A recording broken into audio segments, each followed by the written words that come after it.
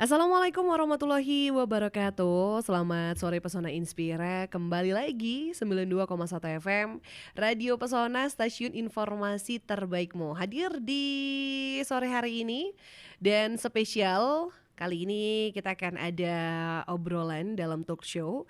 Ini tentang berbagi praktik baik implementasi kurikulum merdeka. Jadi kira-kira kurikulum merdeka seperti apa? Apakah nanti ke depannya juga masih akan diterapkan kira-kira dan menyenangkan atau tidak?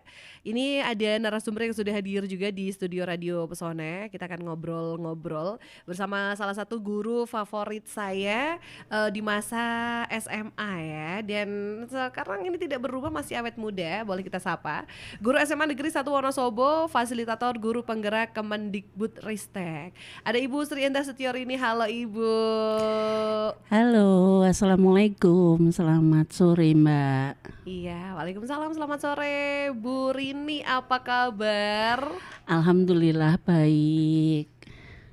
Iya, ini semangat hari ini ya Bu ya. Tadi Iya. sudah mengajar Ibu hari ini? Ya, hari ini saya mengajar jam di kelas 12. Setelah itu ada di project juga profil pelajar Pancasila begitu. Oke, dan Pesona Inspira yang nanti mau gabung boleh silahkan di 0823 2383 9996 ya. Boleh ngobrol-ngobrol bareng sama Bu Rini di sini.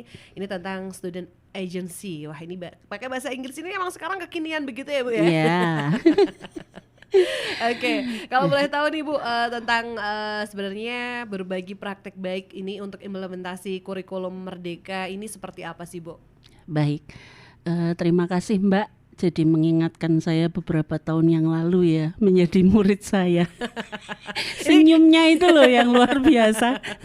Tidak berubah ya Bu ya? Iya. Yang berubah hanya Tambah cantik sih, tambah segar, fresh kayak gitu ya. Baik, kurikulum merdeka ini sebenarnya hadir pada masa sekarang karena bagi saya sendiri setiap kurikulum pasti ada masanya dan setiap masa pasti ada kurikulumnya. Begitu juga dengan orang ya. Setiap orang ada masanya dan setiap masa ada orangnya. Nah, kurikulum kan akhirnya selalu bisa berkembang sesuai dengan zamannya begitu. Nah, akhirnya kurikulum merdeka hadir pada saat itu juga pada saat pandemi. Kita akhirnya ada kurikulum yang berbasisnya itu adalah tidak terlalu membebani sebuah konten, tapi justru lebih memperdalam konten atau materi. Jadi kemerdekaan di sini bukan terus bebas secara bebas begitu ya, tetapi Bapak Ibu guru itu diberi sebuah keleluasaan atau ruang begitu, sebuah kesempatan yang luas untuk mereka bisa berekspresi, mereka bisa mengembangkan semua metode, strategi, model pembelajaran yang terutama berpihak pada anak. Karena sesuai apa yang disampaikan oleh Ki Hajar Dewantara bahwa setiap pendidik itu harus menuntun kodratnya. Jadi menuntun anak-anak sesuai dengan kodrat alam dan kodrat zaman. Nah, inilah yang akhirnya menjadi sebuah titik perjalanan kurikulum merdeka, di mana nanti kita harus among, momong, lan ngemong begitu. Jadi seperti Tuturi Handayani ya, seperti Ki Hajar Dewantara. Jadi kita berusaha mengembalikan seperti itu. Bukan berarti kurikulum 2013 sebelumnya itu tidak baik, tetapi akan disempurnakan lagi. Nah, akhirnya menjadi kurikulum merdeka, di mana di sini nanti Bapak Ibu guru itu hanya diberi seperti capaian pembelajaran dari pusat. Jadi Bapak Ibu guru itu lebih leluasa untuk mengembangkan capaian pembelajaran. Mungkin kalau dulu kan pas kamu waktu sekolah ya, itu mungkin kan banyak sekali materi-materi ya, banyak sekali konten-konten yang harus kamu kuasai ya Mbak ya. Nah kalau sekarang ini kontennya itu tidak terlalu banyak, tetapi lebih diperdalam begitu. Jadi yang esensial.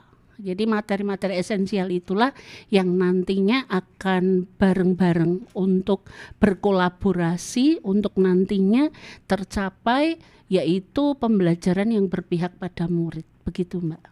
Oke, jadi kurikulum Merdeka ini yang merdeka belajar tidak hanya siswanya tapi gurunya juga nih diberikan keleluasaan begitu. Iya, keleluasaan tapi yang lebih berpihak pada murid. Jadi biar lebih kreatif begitu, mengembangkan dari capaian pembelajaran yang sudah ada begitu. Oke, nah ini tidak bermaksud membandingkan dengan kurikulum sebelumnya begitu ya. Mungkin apakah ada kelebihannya dari kurikulum Merdeka sendiri gitu, tidak hanya akademik saja mungkin atau ada hal-hal lain seperti itu? Iya, kebetulan saya juga terlibat di kurikulum 2013. Di kurikulum Merdeka juga saya dilibatkan juga, alhamdulillah sekali mendapat kesempatan sebagai aktor dari program pendidikan guru penggerak ini. Dimulai dari kalau di 2013 menjadi instruktur nasional dan instruktur provinsi untuk K13, kemudian akhirnya ada kurikulum esensial di masa pandemi yang akhirnya menjadi kurikulum Merdeka ini. Nah, di sini saya banyak belajar sekali dari program pendidikan guru penggerak, dimulai dari aktor yang pertama kan sebenarnya harusnya guru penggerak, tapi waktu itu di Wonosobo belum dibuka untuk angkatan 1. Jadi tahun 2020 saya akhirnya lolos seleksi di pengajar praktik Mbak. Nah, jadi aktor pertama yang saya jalani pengajar praktik, di mana saya menjadi pendamping dari guru penggerak. Jadi saya mendampingi selama 9 bulan di Kabupaten Temanggung. Jadi bisa bayangin saya wirawiri ke Kabupaten Temanggung ya, selama 9 bulan. Tapi sejauh yang jangan sampai mengganggu proses pembelajaran di sekolah di SMA 1 Wonosobo. Nah setelah itu akhirnya saya juga seleksi di fasilitator. Kebetulan memfasilitasi guru penggerak ini 2 angkatan. Jadi kalau pengajar praktik itu secara luring, nah kalau fasilitator itu secara daring. Jadi kita mendampingi guru penggerak selama 6 bulan. Jadi mulai kalau nggak salah angkatan 4 ya, itu sudah mulai 6 bulan. Kalau di angkatan 1 saya dulu itu 9 bulan. Nah di saat memfasilitasi ini yang pertama di fasilitator angkatan 7 itu saya mendampingi calon guru penggerak dari Sumatera Utara. Dari Sumatera Utara, kemudian sebanyak 20 CGP kalau nggak salah. Nah kalau yang sekarang ini fasilitator angkatan 9 Mbak. Dan ini saya mendampingi memfasilitasi guru penggerak angkatan 9 ini dari Kabupaten Sragen dan Surakarta, jadi dekat begitu ya. Nah apa sih yang membedakan sebenarnya? Tadi seperti yang saya katakan bahwa setiap kurikulum kan ada masanya. Jadi kita harus welcome sama sebuah regulasi begitu. Walaupun pada saat awal mulanya gitu kita memang tertatih-tatih ya. Karena sebenarnya benar-benar di kurikulum Merdeka itu diberi sebuah ruang ya, ruang wahana yang luas untuk kita mengeksplor diri kita menjadi benar-benar guru yang berpihak pada anak. Karena selama ini kan hanya idealismenya kita sebagai guru. Ada materi seperti ini, harus saya ajarkan ini, mengejar materi begitu. Nah, sekarang kan tidak. Nah, kelebihannya di K13 itu adalah memang materinya terlalu komplit ya. Memang komplit, jam-jamnya juga penuh itu. Tetapi di sisi lain juga tidak memberikan, mungkin kurang ya, kurang memberikan keleluasaan kepada anak untuk berekspresi. Misalnya ada pun itu hanya sedikit lah ya. Nah kemudian di situ juga seperti kompetensi dasar seperti itu juga kompetensi inti itu diberi dari pemerintah. Kalau sekarang kan hanya CP, hanya capaian pembelajaran yang diberikan kepada kita. Nah akhirnya seperti ini. Di kurikulum Merdeka itu bahwa setiap guru itu menjadi sebuah agent of change, dan juga di warga sekolah pun itu untuk benar-benar berkolaborasi. Nah ibarat kita dari akar rumput ya, akar rumput Jadi dari guru penggerak itulah yang nanti akhirnya menjadi seorang pemimpin pembelajaran. Kalau di 2013 kan dari atas dulu, dari instruktur kemudian disampaikan kepada Bapak Ibu guru. Kalau ini benar-benar dari guru. Jadi ada guru-guru penggerak yang kemudian nanti mengembangkan seluruh sumber daya kekuatan yang ada di sekolah. Dan kurikulum Merdeka itu berlandaskan pada sebuah refleksi. Jadi Bapak Ibu guru itu diharapkan bisa merefleksi, anak-anak juga refleksi. Jadi di awal itu kita melakukan refleksi begitu. Nah ini yang mungkin ada di 2013 tapi tidak terlalu bukan ditekan tapi tidak terlalu dikembangkan gitu ya, secara betul-betul secara urgen begitu. Nah selain itu juga keberpihakan pada anak begitu. Jadi kalau saya bilang di kurikulum Merdeka ini jauh lebih bisa mengeksplor seorang guru dan murid begitu. Jadi kayak bisa berkolaborasi gitu. Kolaborasi antara guru dan murid ini memang sangat penting sekali. Kalau dulu kan antara guru dan murid kayak ada sebuah jarak, ya sekat gitu ya. Tapi tidak berarti terus harus dekat, terus akhirnya tidak memandang sebuah etika, juga tidak. Nah, akhirnya kan ada kurikulum Merdeka ini kan ada beberapa episode. Nah, diantaranya ada program pendidikan guru penggerak, di mana guru penggerak ini diseleksi di seluruh Indonesia. Nah, alhamdulillah di SMA 1 itu ada 6, ini mau 7 guru penggerak. Jadi di SMA 1 Wonosobo ini sangat komplit. Ada asesor guru penggerak ya. Kemudian ada PP, pengajar praktik guru penggerak. Ada saya, fasilitator dan PP. Ada guru penggeraknya. Jadi sudah, bagi saya ya memang sudah sangat komplit, tapi kita tetap harus harus mendorong teman-teman untuk mengikuti program pendidikan guru penggerak ini. Hanya saja guru penggerak ini memang harus diberi motivasi, harus selalu bisa mengedepankan keberpihakan pada murid sampai pada posisi yang kalau merencanakan sebuah program di kelas itu jangan hanya saya pakai model apa, saya pakai metode apa, tapi harus berpikiran apakah ini berpihak pada murid. Kamu menginginkan proses pembelajaran seperti apa? Nah ini yang tidak ada sebenarnya kalau dulu ya. Apalagi kan dulu sering banget yang namanya sering latihan soal dan sebagainya. Ya boleh itu latihan soal, tapi itu lebih ke assessment gitu. Jadi kita nanti itu di dalam proses pembelajaran itu secara utuh itu bagaimana menciptakan proses pembelajaran yang menyenangkan ya. Kemudian yang bermakna. Jadi ada meaningfulnya. Nah nanti Mbak, kalau jenengan sempat misalnya di kelas saya nanti akan tahu seperti apa. Oh ternyata beda ya kayak gitu. Jadi kita tidak mengejar materi lagi, tetapi bagaimana materi itu secara mastery learning mereka akan tuntas tetapi sesuai dengan kebutuhan belajar peserta didik. Begitu Mbak. Oke, jadi sekarang lebih menyenangkan gitu ya, ya Bu, harus ya. Tidak harus menyamaratakan standar nilai, betul. Tapi tergantung dengan kebutuhan dan kemampuan siswa. Iya. Jadi lebih menyenangkan belajarnya dan lebih eksplor kemampuan dan bakat dari anak-anak juga. Betul sekali, udah langsung tahu ya. Ya, membayangkan nih Bu. Iya. Iya, saya langsung tahu nih ibaratnya kayak lagi diajar lagi, diulang sama Bu Rini lagi, langsung paham gitu. Iya.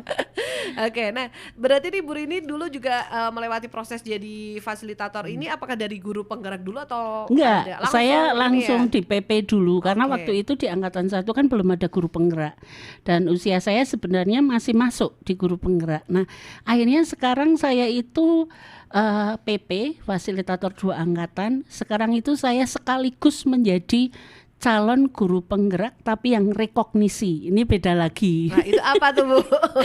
Jadi kalau rekognisi itu secara secara tahapannya itu harus harus ikut juga di dalam fasilitator. Jadi harus lolos seleksi fasilitator karena dia belum, misalnya seperti saya belum guru penggerak tapi sudah memfasilitasi guru penggerak. Nah itu harus lolos di CGP rekognisi, calon guru penggerak rekognisi. Jadi kalau CGP rekognisi itu sekaligus jadi fasilitator, Mbak. Jadi bisa bayangin saya itu lagi sedang jadi CGP apa saya jadi fasilitator ya, begitu. Nah karena jamnya kan beda ya, jam fasilitator, jam PP dengan jam CGP. Kalau jam CGP kan secara daring luring itu sudah sangat penuh ya. Total jamnya itu kan memang nantinya sebagai pemimpin pembelajaran, dan itu juga syarat nantinya dapat sertifikat guru penggerak. Nah saya kan belum dapat sertifikat guru penggerak, dapatnya saya sertifikat PP sama sertifikat fasilitator. Itu belum memenuhi ya untuk sertifikat guru penggerak. Akhirnya alhamdulillah di tahun ini saya lolos CGP rekognisi sekaligus fasilitator yang kedua kalinya. Jadi ya bagi saya sangat luar biasa karena apa? Saya diberi kesempatan ini yang mungkin tidak semua orang itu bukan masalah bisa, tapi diberi sama Allah kesempatan itu. Karena memang akhirnya kita jadi belajar banyak, Mbak. Belajar banyak dari guru-guru yang hebat-hebat ini ya, dari teman-teman guru penggerak, dan mereka memang harus bergerak dan menggerakkan. Kalau dia akhirnya tidak tergerak dari dalam hatinya sendiri, gitu sulit akan menggerakkan orang lain. Nah makanya di program dan guru penggerak ini yang akhirnya beda dengan kurikulum yang sebelumnya, ada yang namanya kompetensi sosial emosional. Jadi bagaimana seorang guru dan berkolaborasi dengan anak-anak itu bisa untuk mengembangkan dirinya, untuk meningkatkan dirinya dari kompetensi sosial emosional yang sebenarnya dari dulu sudah ada loh.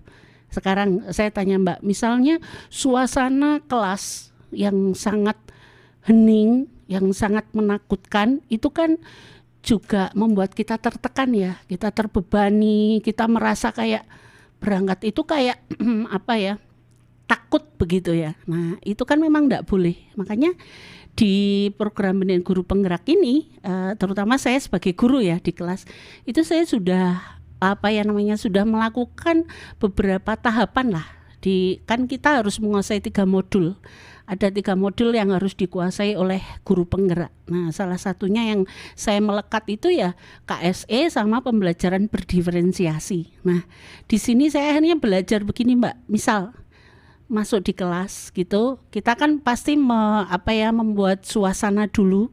Suasana itu jangan yang menakutkan, yaitu seperti absen apa di persepsi pendahuluan mesti ada. Nah itu bagaimana kita meningkatkan kesadaran secara penuh. Jadi kita melakukan yang namanya mindfulness.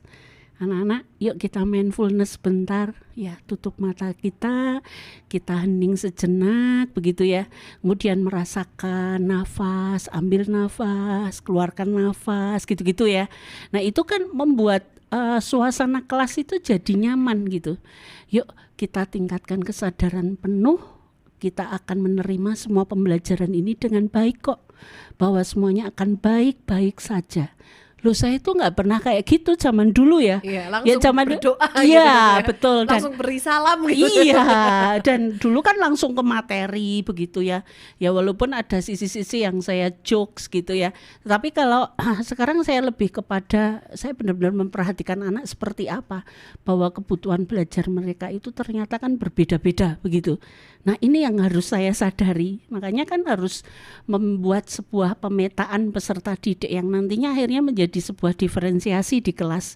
Saya tidak akan memperlakukan Mbak sama seperti yang lainnya kan gitu. Tapi tidak berarti kita pembelajaran individual loh. Tidak terus kita melayani 36 anak 36 dengan minat bakat mereka, bukan itu. Tetapi kita pakai strategi yang namanya strategi diferensiasi. Apakah kita mau melakukan diferensiasinya itu dilihat dari segi kesiapan, ataukah dari minat, ataukah dari profil gaya belajar anak begitu. Nah ini saya belajar banyak bener loh. Mana ada pendidikan pelatihan yang sampai 9 bulan 6 bulan. Ya hanya ini gitu. Jadi terlepas dari ada sih misalnya sebuah kekurangan atau apa, itu hal wajar gitu ya.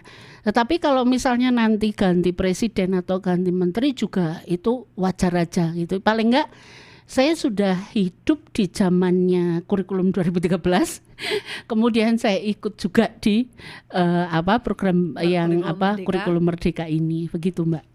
Iya, jadi memang kadang-kadang kita harus keluar dari zona nyaman gitu ya, Bu, betul, ya. Sudah ya. nyaman di kurikulum 13, akhirnya harus adaptasi di kurikulum merdeka, ternyata lebih menyenangkan gitu ya, Bu ya. Bagi saya. Oke. Nah, apakah di setiap sekolah ini harus ada guru penggerak nih Bu, dan adakah standar minimal berapa guru penggerak begitu? Sebenarnya enggak Mbak, cuma kalau mau melakukan transformasi pendidikan itu memang alangkah lebih baiknya ada guru penggeraknya, karena mereka inilah yang sebagai pemimpin pembelajaran, yang mereka yang nantinya akan menjadi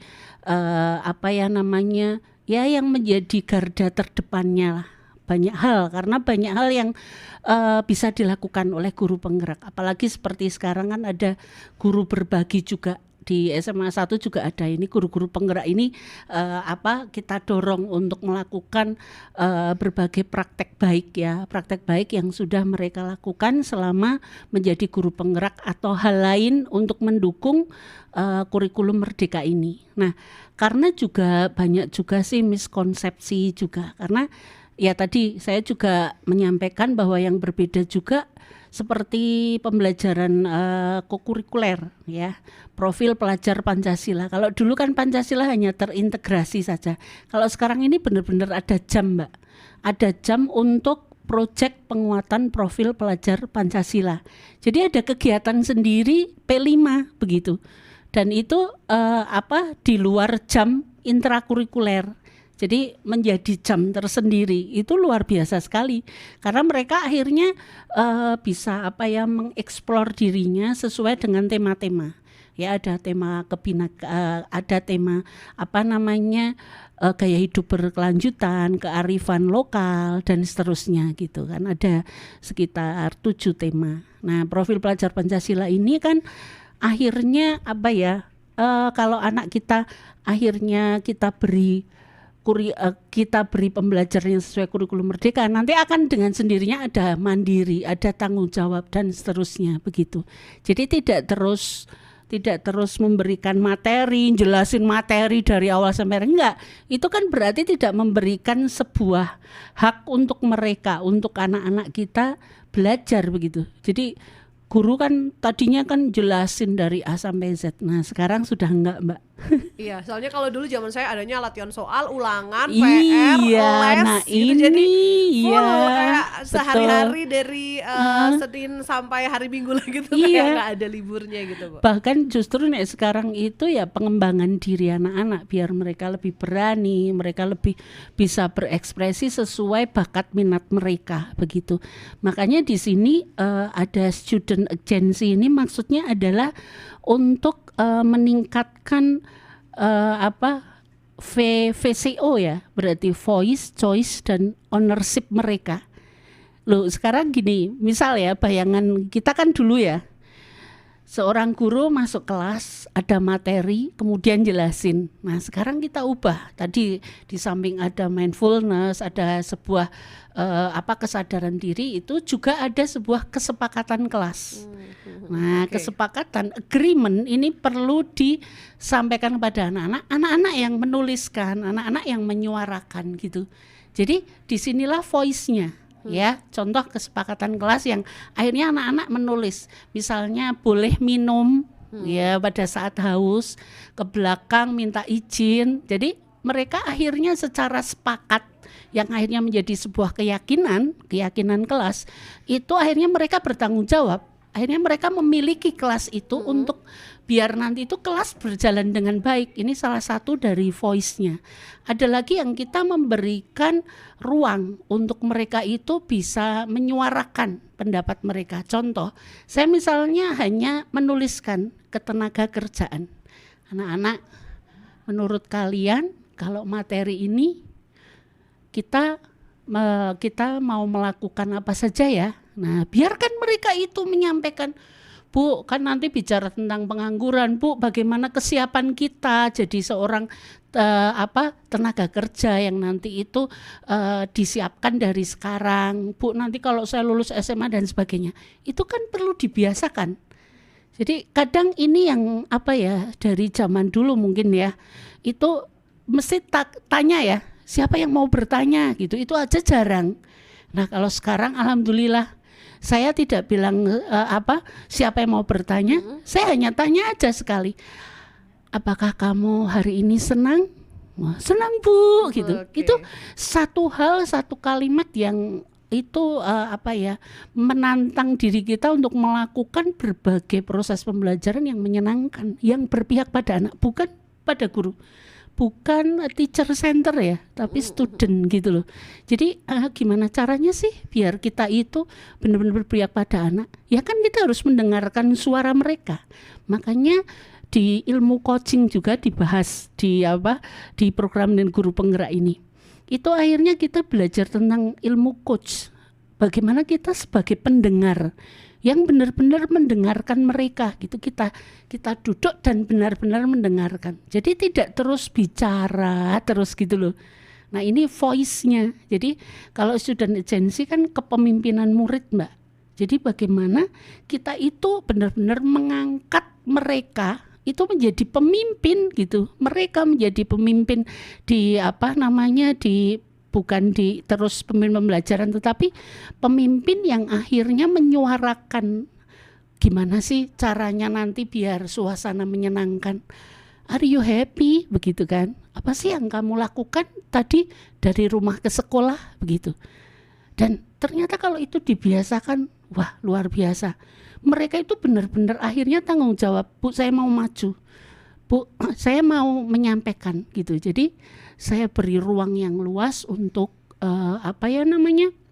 berpasangan dalam hal kelompok ya. Jadi kelompok itu bisa kelompok 4 orang, 6 orang, bahkan lebih, dan bisa saja berpasangan gitu. Jadi suasana itu nanti Mbak kalau melihat itu kelas yang kelas yang mungkin itu masih zaman-zaman yang dulu dengan sekarang sangat beda. Kelasnya akan hidup. Kelasnya itu benar-benar yang hidup tapi belajar begitu. Contoh kecil aja, saya kemarin kan masih tentang tenaga kerja gitu. Saya hanya mengambil clue, ada pemberi kerja dan ada pencari kerja. Tolong kalian lakukan, kalian berpasangan sebagai pemberi dan pencari kerja. Buat semacam interview, karena itulah yang mereka hadapi. Siapa tahu dari kalian itu jadi pemberi kerja, kan begitu. Siapa tahu dari kalian juga jadi pencari kerja. Nah ini saatnya untuk kalian berekspresi. Itu tanpa saya harus mengawasi yang luar biasa, enggak, mereka sudah berjalan dengan sendirinya. Nah itu kan perlu diciptakan Mbak. Kalau suasananya enggak nyaman, suasananya enggak aman, suasananya enggak bahagia, mana mungkin mereka bisa menciptakan hal-hal inovasi yang baru dan luar biasa hasilnya. Wah keren bener, interviewnya bagus, walaupun saya beri kebebasan untuk mencari di internet, tapi tolong kembangkan sendiri gitu. Akhirnya Mbak? Akhirnya mereka itu menuju ke cita-citanya. Karena cita-citanya ini Bu, akhirnya saya memberikan wawancara seperti ini, begitu. Ini hal kecil yang dulu saya nggak pakai seperti itu gitu loh. Makanya ibarat seperti gunung es ya yang tadi saya sampaikan, saya itu meleleh, betul-betul meleleh. Wah dulu saya khilaf ya nggak khilaf juga sih, cuma saya dulu galak banget gitu. Jadi itu kayak idealisme, kalau nggak bisa debit kredit kamu nggak bisa ngelanjutin, ibaratnya seperti gitu, teori banget gitu. Kalau sekarang lebih ke kontekstual gitu. Akhirnya saya lakukan besok kalian aktivitas belajar. Saya lebih tidak menekankan tugas kamu adalah aktivitas belajar kamu di rumah adalah tolong dong kamu wawancarai orang tua saudara kamu atau tetangga dekat kamu, diwawancarai namanya, kemudian usia, kemudian dia lulusan apa. Simpulkan apakah dia tenaga kerja terdidik, terampil, tidak terdidik atau tidak terampil. Akhirnya mereka juga bisa menyimpulkan. Dan bisa tanpa memilih, bisa iya, membandingkan gitu ya Bu ya. itu luar biasa sekali dan itu memang harus dibiasakan. Ini dalam hal yang voice tadi ya. Ternyata dengan kita memberikan kesempatan yaitu VCO tadi, voice kemudian memilih, ya saya beri kebebasan untuk memilih mana yang kira-kira yang memang itu bisa bisa untuk mengembangkan diri. Ternyata mereka akhirnya bertanggung jawab, ownership-nya ada. Kepemilikan atas dirinya itu ternyata bisa, Mbak. Jadi saya sangat bersyukur sekali bisa bisa bisa berkontribusi di program ini, di kurikulum Merdeka ini, begitu Mbak. Oke, ini yang menarik dari saya itu tadi adalah mereka bikin kesepakatan sendiri, bikin Betul. aturan sendiri, tapi mereka menaati itu Iya, daripada ada aturan sekolah tapi mereka banyak yang melanggar gitu betul. ya Bu ya. Iya, iya makanya kan sekarang sebenarnya tidak boleh ada hukuman. Tapi kan kayak gitu proses ya, tidak boleh ada hukuman. Artinya apa? Biar anak itu menyadari. Akhirnya kita buat kesepakatan kelas, kesepakatan belajar yang akhirnya menjadi sebuah keyakinan bersama, keyakinan seluruh warga sekolah. Nah, jadi tidak ada lagi hukuman yang begini. Kamu pakai sepatu putih, kamu nggak pakai sepatu hitam, copot sepatunya, kamu keliling lapangan. Itu sudah nggak boleh itu. Jadi kita pakai segitiga restitusi yang lebih kepada bagaimana anak itu bisa menyelesaikan solusi atas permasalahannya sendiri, tapi dibimbing oleh guru. Jadi guru ini bertindak sebagai seorang coach gitu, anak-anak sebagai coachi kan gitu. Menurut kamu kalau seperti ini bagaimana gitu kan? Ya Bu, saya pakai sepatu putih. Kalau menurut kamu itu sudah sesuai kesepakatan enggak? Iya Bu, itu sudah melanggar kesepakatan kita bersama.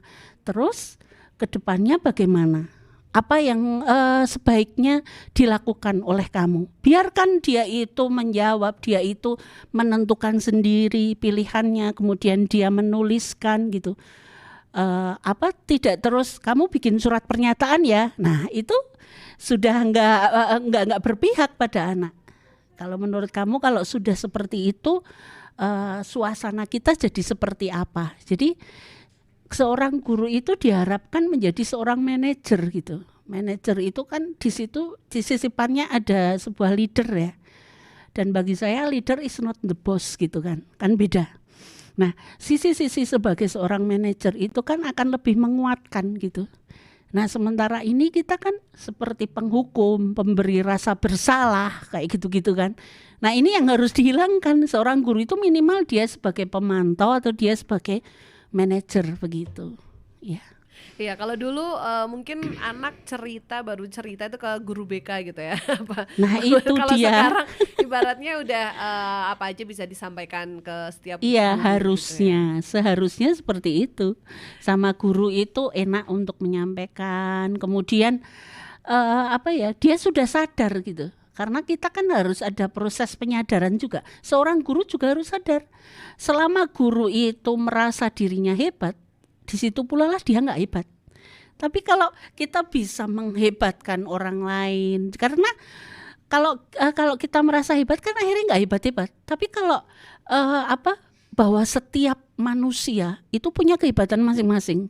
Setiap anak itu kan punya keunikan masing-masing. Nah, inilah yang harus guru-guru sadar dan anak-anak pun harus sadar. Jadi jangan terus wah nggak ada hukuman, biarkanlah saya seperti ini. Nah, ini juga negatif. Nah, makanya di keyakinan kelas atau di keyakinan di keyakinan bersama di warga sekolah itu harus pakai kalimat positif sebenarnya. Sebenarnya menghilangkan kalimat-kalimat negatif karena kita harus selalu berpikiran positif. Nah, pada saat mohon maaf, kita kan yang namanya marah gitu kadang ada atau benci atau apapun. Nah, setelah saya belajar di program guru penggerak, buat apa saya marah gitu. Jadi saya melakukan yang namanya teknik stop, kemudian saya menutup mata, kemudian saya istighfar sampai 3 kali, sampai 7 kali boleh, sambil menenangkan diri. Setelah itu saya tanamkan pada diri, Mbak, kenapa saya harus marah sama dia? Memang dia lebih baik dari saya, begitu. Jadi hal-hal inilah yang saya akhirnya belajar sangat banyak di kurikulum Merdeka yang akhirnya harus orang menyadarkan orang lain, kita harus sadar dulu nih, kita itu seperti apa. Makanya ada sebuah refleksi. Bayangin, alur Merdeka M itu adalah mulai dari diri, Mbak. Jadi bagaimana seorang guru itu mulai dari dirinya itu dia merefleksi. Sama saja anak-anak. Saya buat seperti alur Merdeka di kelas, mulai dari diri. Cara saya gini, Mbak, seperti kayak meningkatkan kesadaran diri ya. Saya suruh duduk di bawah, saya pun di bawah, duduk bersama begitu. Kemudian melakukan teknik stop begitu ya. Kemudian mulai dari diri, apa cita-cita kalian? Apakah kalian bahagia hari ini begitu?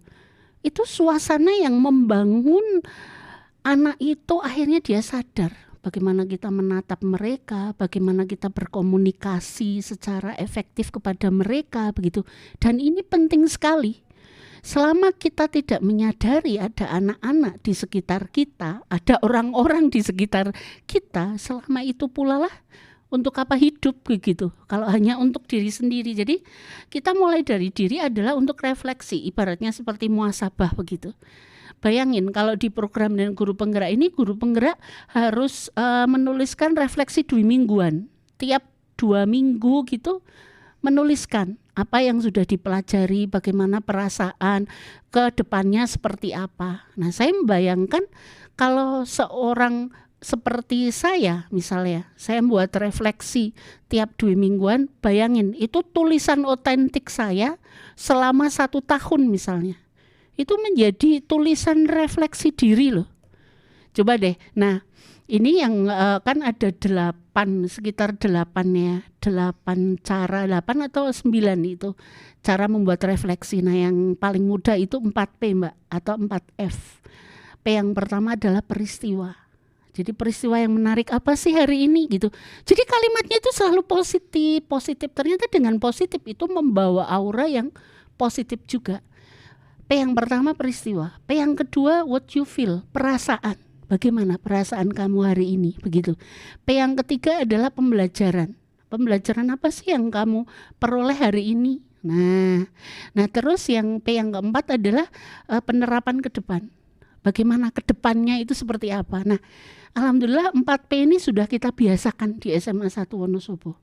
Jadi di awal semester itu kita secara menyeluruh kelas 10, 11, 12 pada saat wali kelas masuk lakukan 4P, refleksi 4P begitu.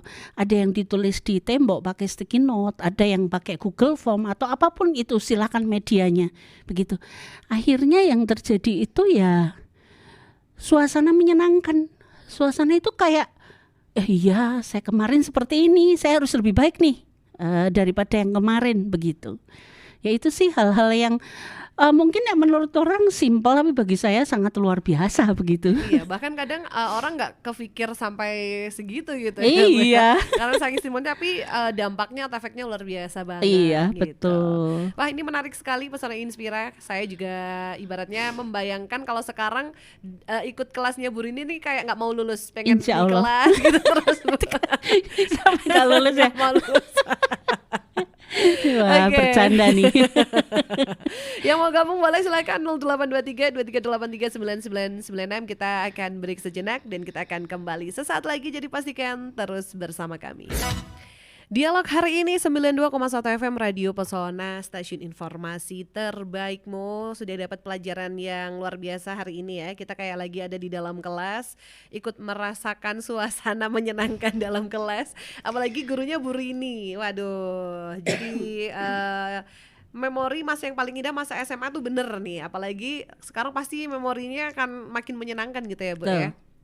Oke, ini ada pertanyaan yang masuk dari Linda di Wonosobo. Ini mau tanya bagaimana peran fasilitator dan seberapa pentingnya fasilitator guru penggerak. Kemudian pertanyaan yang berikutnya dari Mbak Kristi ingin tanya, apa peran yang dibutuhkan siswa untuk mensukseskan kurikulum Merdeka? Baik. Silahkan Bu Rini. Ya, terima kasih Mbak Linda ya tadi ya. Sebenarnya yang namanya fasilitator itu kan tidak hanya di guru penggerak, tapi kita sendiri juga sebagai guru itu harus apa ya namanya, memposisikan diri kita sebagai fasilitator, yaitu memfasilitasi kebutuhan belajar peserta didik di kelas ya. Jadi kita banyak menyiapkan berbagai media yang dibutuhkan anak-anak, tidak hanya satu dua. Kita banyak menyiapkan strategi, pendekatan, metode, teknik pembelajaran di kelas. Selama itu kita punya, kita ready, artinya kita bisa memfasilitasi mereka. Dan fasilitator itu bukan yang yang terhebat atau yang terpintar, bukan. Justru kita selalu berkolaborasi dengan anak-anak. Nah, sama saja dengan fasilitator di guru penggerak. Bagaimana kita memfasilitasi seorang calon guru penggerak agar dia nanti goals ya, bisa lulus menjadi guru penggerak. C-nya jadi hilang begitu ya. Nah, gimana sih cara saya? Di antaranya saya harus bisa memotivasi mereka. Jangan sampai akhirnya menakut-nakuti nih. Ya, contoh misalnya kalau guru penggerak itu kan ada due date atau tanggal akhir untuk mengumpulkan dari alur merdeka. Kan ada mulai dari diri, eksplorasi konsep, ruang kolaborasi, demonstrasi kontekstual, kemudian elaborasi pemahaman, koneksi antar materi dan aksi nyata. Nah, itu kan ada tugas-tugas tagihan tuh. Nah, jangan sampai kita hanya menakut-nakuti, tapi memotivasi mereka untuk benar-benar mendampingi teman-teman guru penggerak ini agar mereka itu akhirnya bisa belajar bersama-sama, begitu. Bisa berkolaborasi dengan fasilitator, bisa berkolaborasi dengan pengajar praktik. Karena kalau fasilitator kan ketemunya hanya lewat daring.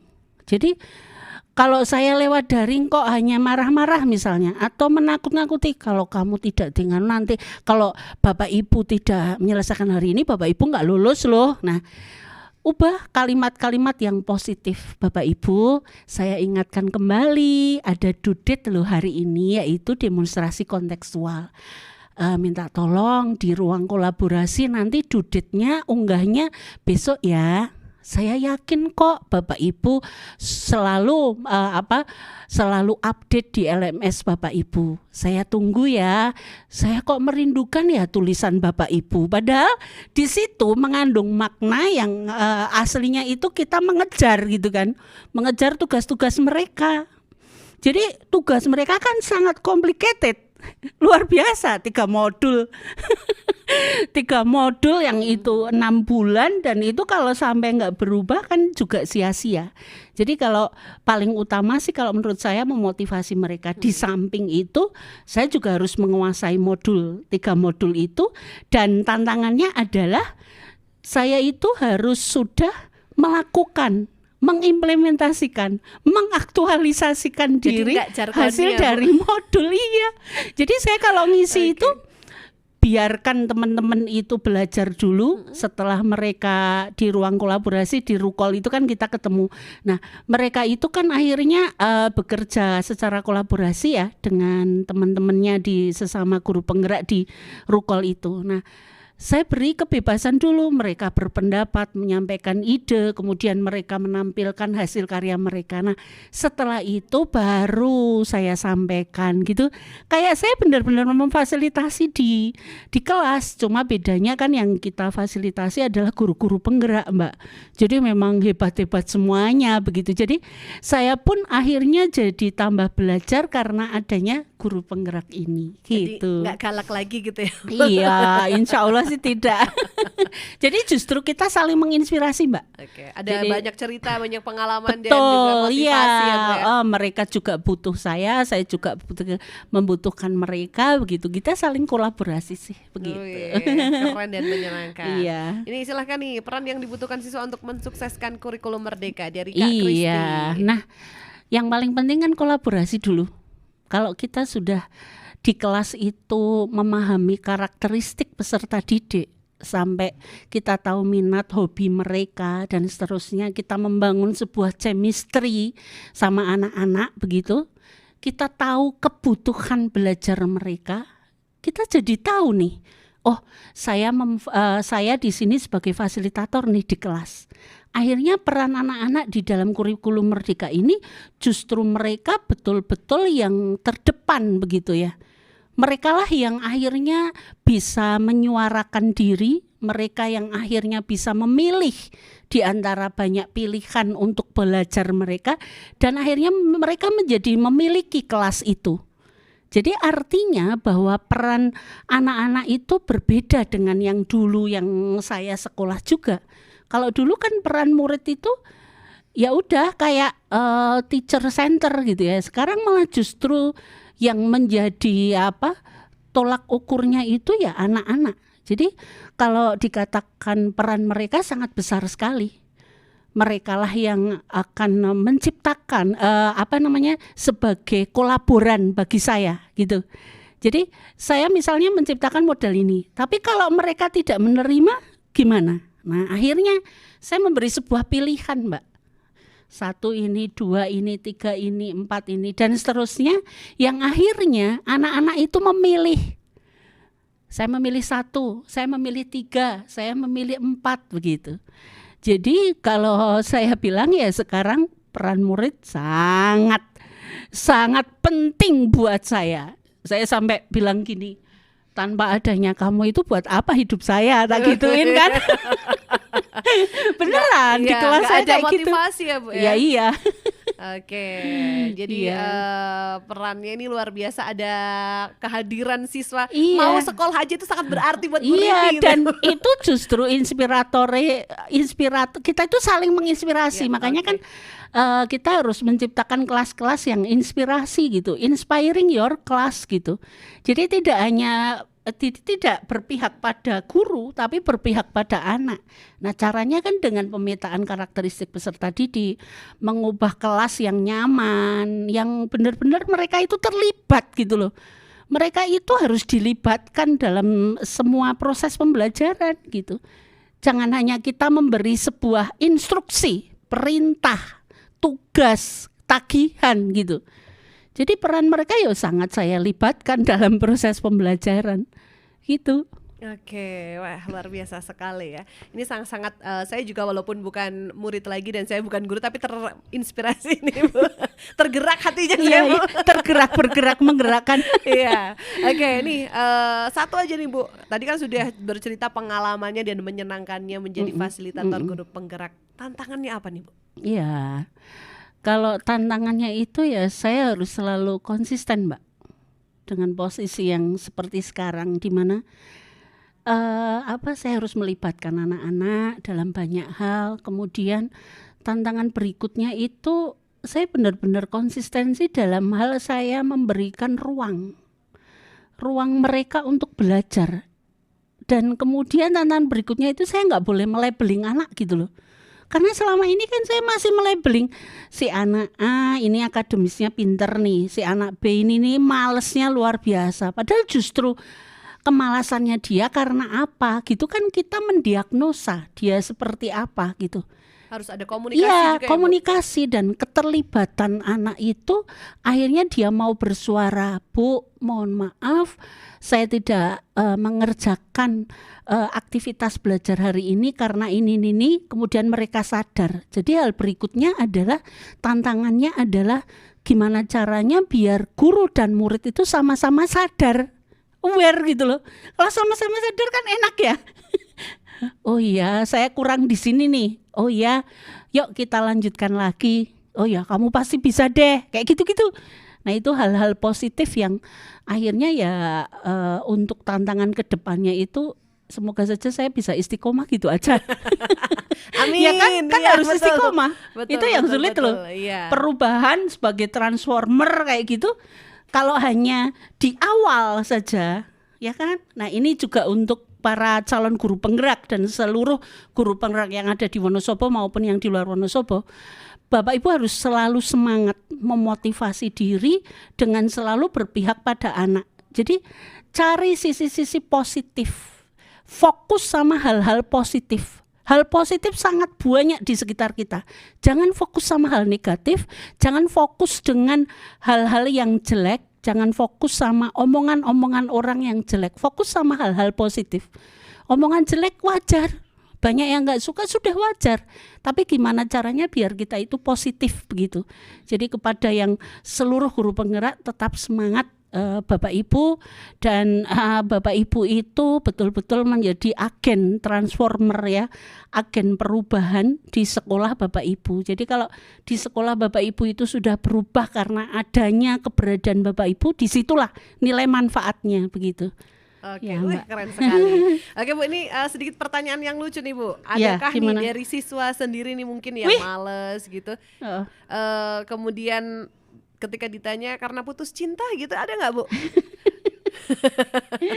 Ya kalau itu wajar Oke. karena anak-anak remaja. Lagi masa Iya. remaja. Tetapi ya jangan fokus sama putus cintanya. Harus positif. Iya move on positif gitu ya move on karena kan belum jadi suami atau istri, Oke, ya kan? ya. Jadi masih banyak hal yang bisa dilakukan untuk masa depan kalian. Iya, Ya. siap. Oke, jadi ya memang berbagai cerita lah ya.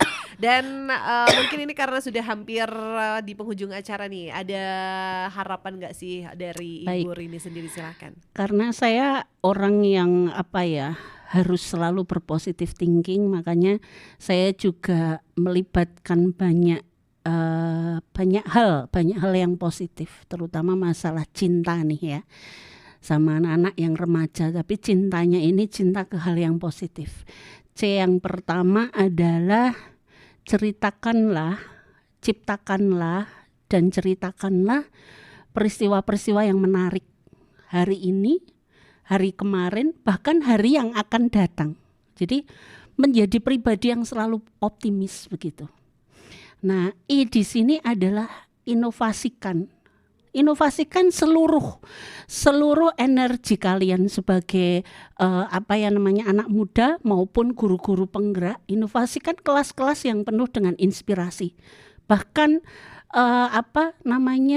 gandeng itu murid-murid. Jadi harus dilibatkan secara penuh karena menuju yang student agency di mana voice, choice dan ownership itu akan tercipta kalau kita betul-betul bisa mendengarkan mereka. Kemudian N di sini kalau sudah tercipta, sudah ada inovasi, nantikanlah masa depan yang sangat cerah, yang sangat menurut saya itu kan rekaman-rekaman jejak hari ini kan menuju yang masa depan. Makanya kan harus menjaga ucapan, jagalah ucapanmu karena ia akan menjadi kebiasaanmu, dan jagalah kebiasaanmu karena ia akan menjadi sikapmu ya, dan jagalah sikapmu itu nanti itu yang akan menjadi karakter. Dan karakter itulah yang akan menjadi nasibmu kelak. Nah, itu kan N ya. Kemudian T di sini adalah akhirnya kita bisa temukan bintang berlian gitu di sekitar.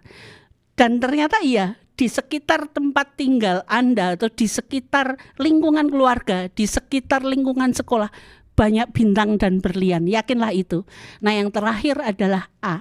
Aksikan secara nyata semua hal yang yang positif itu diaksikan. Jangan istilahnya cuma omong doang gitu ya. Harus diaksikan. Sekarang juga nggak usah menunggu besok-besok. Saya punya hal positif apa, lakukan gitu. Kalau itu sudah ada di dalam hati, kita akan banyak banyak beraneka peristiwa yang terjadi dan itu menarik semua, termasuk hari ini bisa ketemu dengan alumni SMA 1 yang luar biasa menjadi penyiar. Ya Allah, keren. Masih ingat yel-yelnya SMA 1 enggak? Kalau Marsnya masih ingat Bu, yel-yelnya apa, lupa, Satria Semansa iya, ya. coba saya tak nganu ya. Pas saya ini yang siapa tahu ini ada nganu. Enggak apa-apa nih. Ya, di luaran sana masih banyak anak-anak Semansa kan. Semansa Satria gitu ya, Iya, masih ingat ya? Masih ingat ya, dong. Semansa Satria Semansa Jaya. bisa. Oh, bisa. Semansa Jaya. Kemudian Semansa Satria bisa Jaya. Begitu. Lupa ingat deh. Iya, Masih iya, ingat iya. kan Bu, bener Satria Jaya, bisa Jaya. Iya. Ya, oke, terima kasih sekali. Mungkin mau menyapa Ibu guru penggerak yang hari ini mendengarkan siarannya Ibu Rini. Barangkali ada yang dari Iya. luar kota, silakan disapa boleh Ibu. Iya, terima kasih kepada seluruh calon guru penggerak maupun guru penggerak di Jawa Tengah dan sekitarnya. ingatlah bahwa Bapak Ibu itu memang betul-betul disiapkan sebagai pemimpin pembelajaran. Jadi jangan patah semangat, selalu bergerak dan menggerakkan, fokus sama hal-hal positif yang akan mengembangkan diri Bapak Ibu, selalu bisa berkolaborasi karena kolaborasi sangat jauh lebih indah. Pada saat di sekolah itu harus berkolaborasi, begitu. Ada saatnya kita berkompetisi kok, tapi berkolaborasi sangat jauh lebih indah. Dan Bapak Ibu itu punya kehebatan masing-masing, tidak ada yang terhebat. Dan saya pun di sini tidak yang terhebat, saya terbesar, Mbak. Sama berarti. Ya, jadi Bapak Ibu itu hebat dengan kehebatannya masing-masing. So Bapak Ibu harus bisa move on dengan hal-hal yang positif ya. Bapak Ibu harus bisa berhijrah ke arah yang lebih positif. Dan karena Bapak Ibu diciptakan menjadi agen transformer itu luar biasa sekali. Jadi jangan patah semangat, selalu berbagi hal-hal yang baik, selalu berbagi praktek-praktek baik yang sudah Bapak Ibu lakukan selama ini. Adalah itu peristiwa-peristiwa yang sangat baik di dalam hidup Bapak Ibu. Apalagi Bapak Ibu diberi kesempatan menjadi guru penggerak. Iya, terima kasih, Mbak. Wah, luar biasa sekali. Ini obrolan kita hari ini menyenangkan ya. Tadi saya sempat grogi, diajar lagi, ketemu lagi sama Bu Rini. Tapi ternyata masih tetap menyenangkan. Ini pantas awet muda terus Bu Rini ya. Selalu tersenyum, selalu bikin bahagia. Iya. Dan kata-kata yang saya garis bawahi dari Bu Rini tadi adalah bahwa jangan mengaku hebat kalau belum menghebatkan orang lain. Betul. Oke, terima kasih banyak ya Bu Rini. Iya, sama-sama. Sukses selalu, sehat selalu buat ya. Ibu Rini, semangat untuk mencerdaskan anak bangsa. Iya, memang betul ya. Okay. Selalu semangat menjadi pribadi yang bermanfaat ya. Okay, siap, wah ini keren sekali ya, full dengan quotes of the day. Dan pastinya terima kasih sekali untuk peserta Inspire yang sudah gabung di WA-nya tadi 0823 2383 9996 dan juga yang gabung untuk streaming. Sampai ketemu lagi, selamat sore Bu Rini, sekali lagi terima kasih. Pokoknya sama-sama. Semansa Satria, Semansa Bisa, Semansa Jaya, Semansa Satria Bisa Jaya. Saya Mita dan Bu Rini harus pamit. Iya. Selamat sore, sampai jumpa. Wassalamualaikum warahmatullahi wabarakatuh. Waalaikumsalam warahmatullahi wabarakatuh.